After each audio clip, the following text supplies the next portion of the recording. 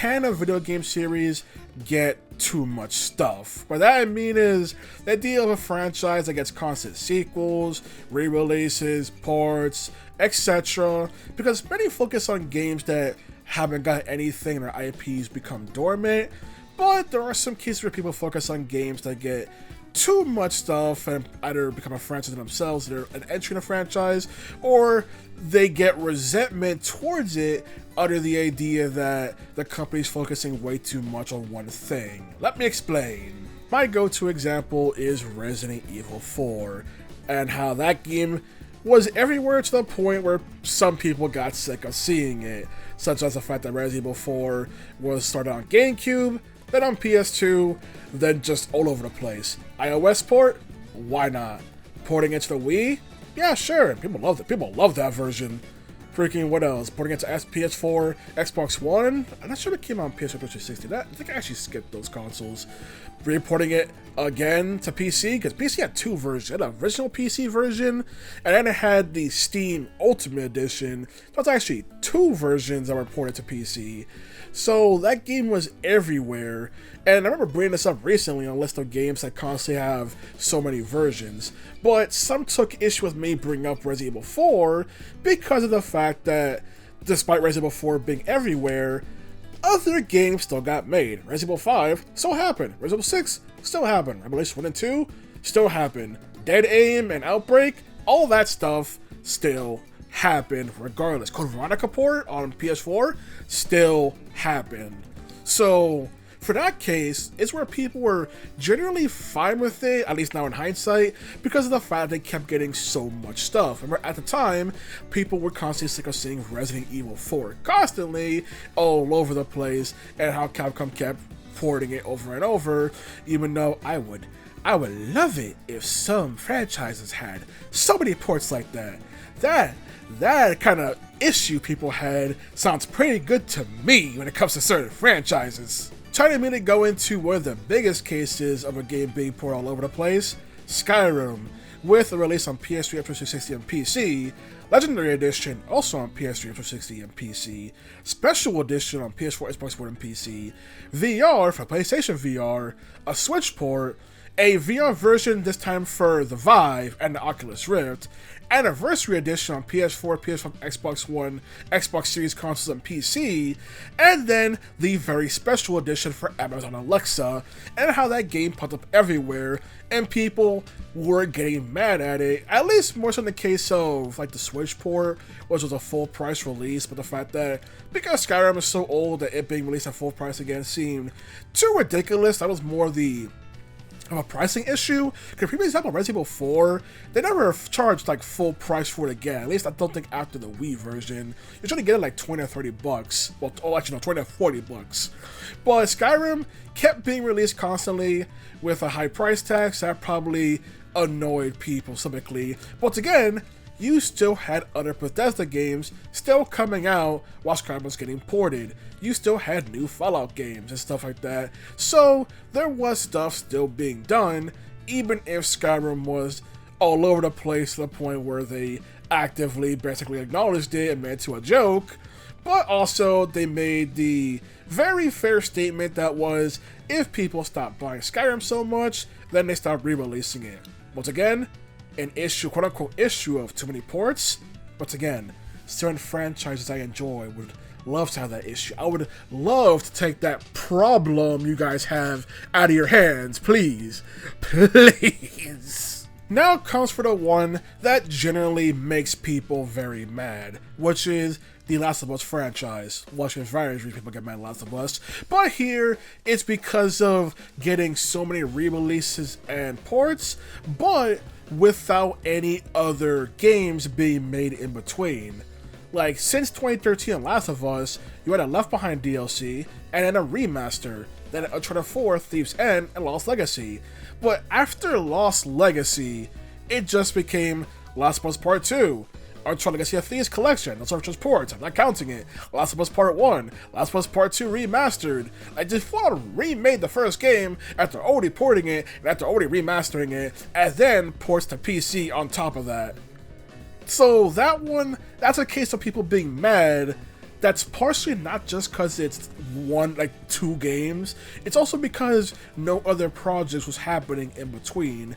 With Naughty Dog only recently highlighted a new project, Intergalactic the Heretic Prophet, which we don't know much of aside from a teaser, although I believe Neil Druckmann also recently said how he's a producer role on other Naughty Dog projects, so there is something else being made by Naughty Dog. So they are finally doing more than just Last of Us. But that was a case of, it wasn't necessarily the fact that Last of Us was everywhere, it was more the fact that nothing else was getting done. That's why when I put up Resident Evil 4, as a case of, again, I got ported ridiculously amount, people got pointed out that it shouldn't count because Last of Us specifically had nothing else coming out by Naughty Dog.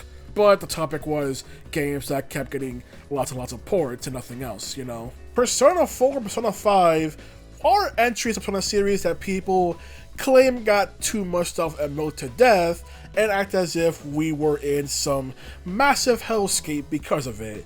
Even though during the massive Persona 4 craze, we also got stuff like Tensei 4, Tensei 4 Apocalypse, those are 1 and 2, and then 3DS versions of those games as well, Demon Summer titles.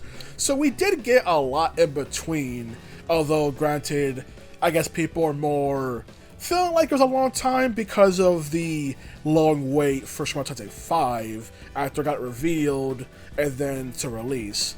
In Persona 5, we got Tensei 5 after so many Persona 5 titles, but also Metaphor Re Fantasio, Tensei 5 Vengeance, ports of SMT3, so we are getting stuff, all ports of Etrian Odyssey games. So people act as if we're in this constant hell where it's nothing but Persona 4, Persona 5. That is not the case. Other stuff going on. Granted, it's not as much as, you know, like PS2 era or something where many companies did a lot of stuff.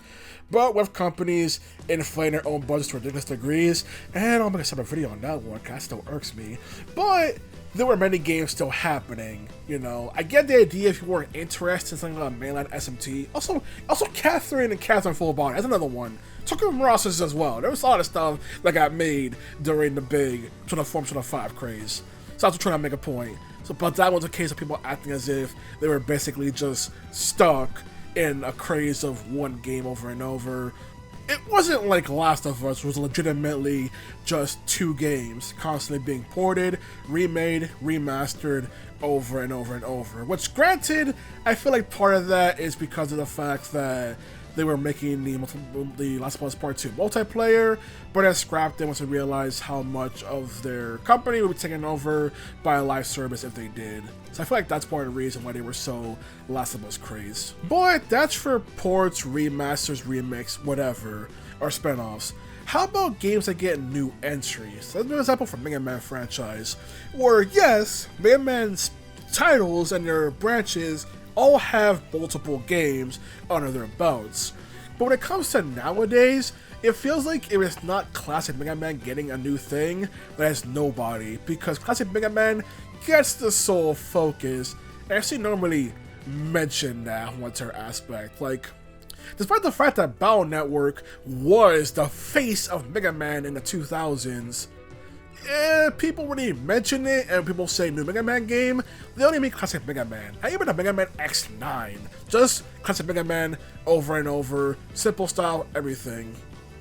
And people will keep saying that over and over, to the point where despite the fact that Battle Network clearly has the most multimedia stuff out there, people will still go more Classic Mega Man than nothing else.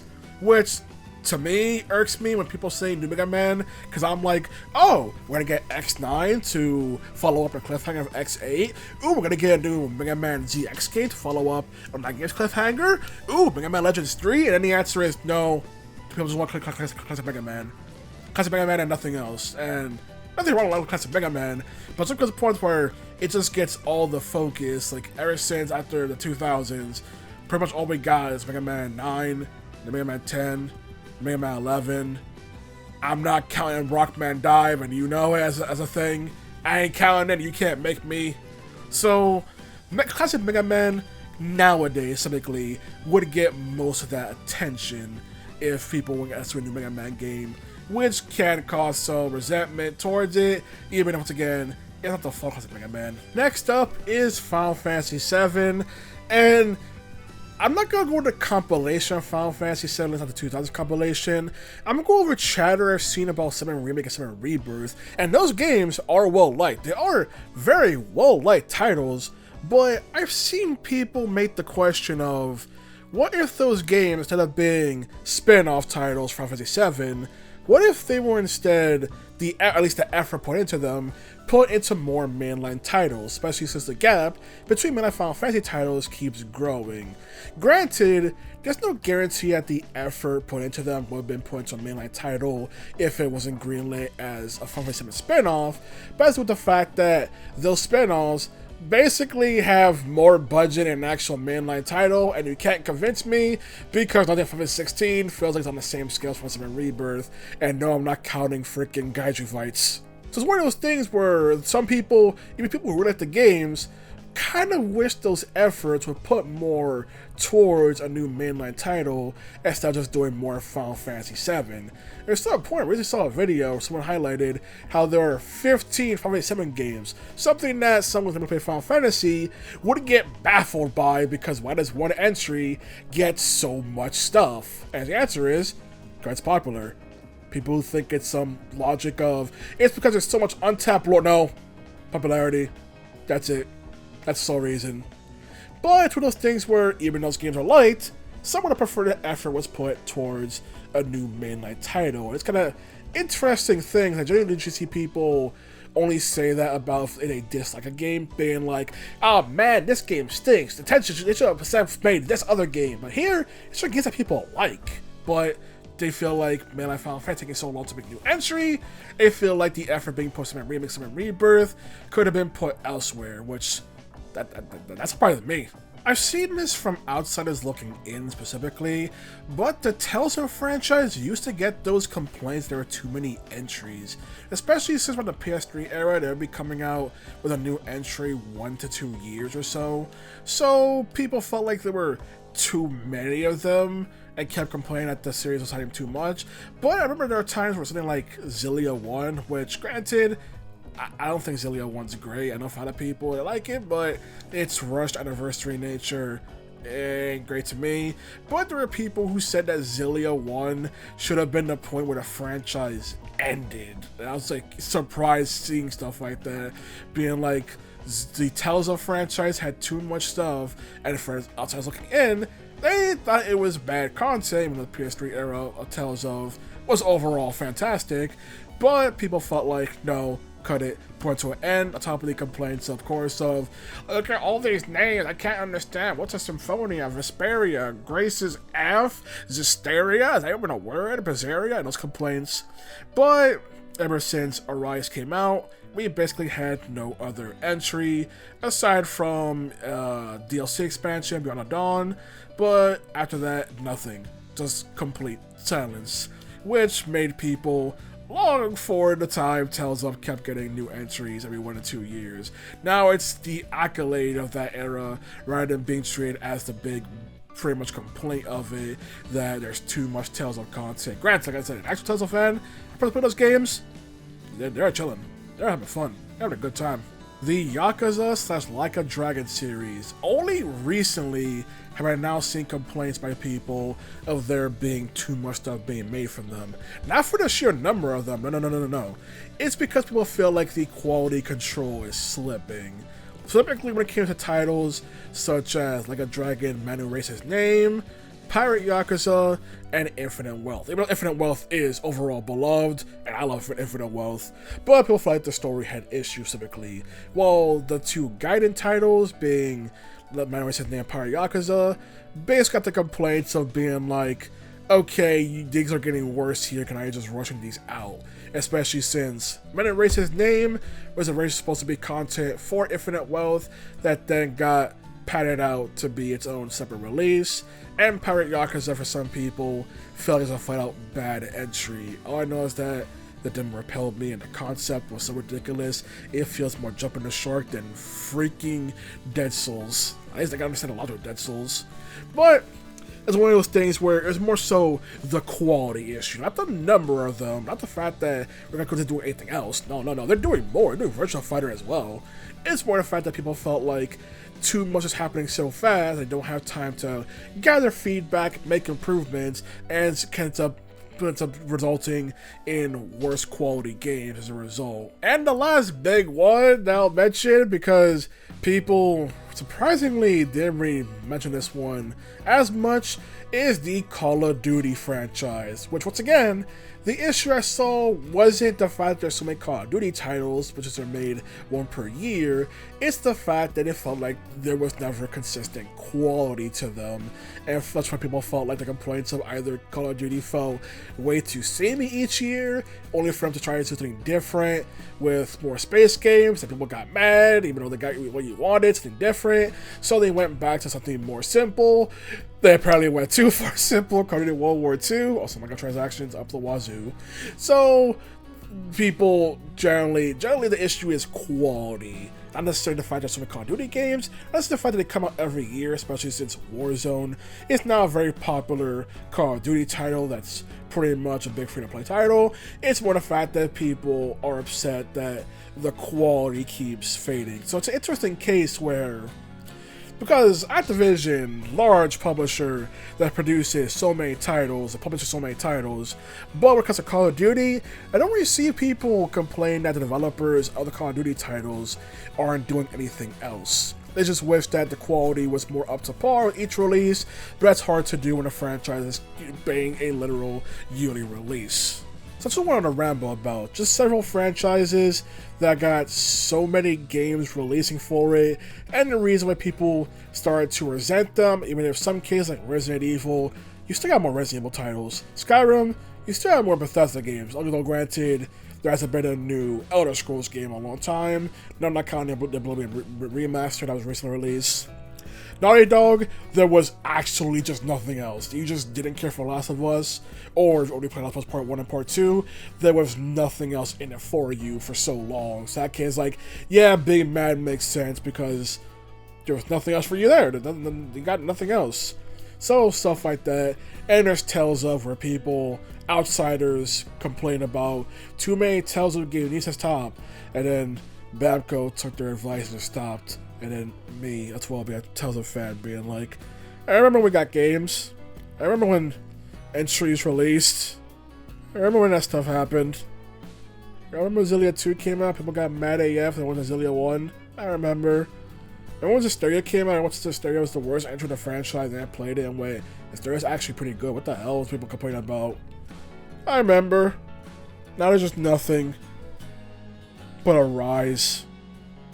Man, the Rise of story is bad. But I know stuff like Yakuza, stuff like a Dragon, where it feels like there's no quality control slipping here. You're not focusing on making sure these are good games. You're still focusing on just releasing games with no rhyme or reason at times. So that's basically what I want to pretty much ramble about when it comes to this topic of, can a franchise get too many games? I know some people are going to probably feel weird I put Final Fantasy 7 here, but I guess Final Fantasy 7 is so big that it basically is a franchise in itself, and it does even have people who enjoy Remake and Rebirth questioning if that effort better be put into a Final Fantasy 17. Like I said, there's no guarantee that some Remake and Rebirth didn't happen, that effort would actually go into a Final Fantasy 17. Hell, could go into anything else. Could go into nothing. Could go into Square Enix making more bad business investments. Who knows? That's all I want to ramble about. Alrighty then. Good day.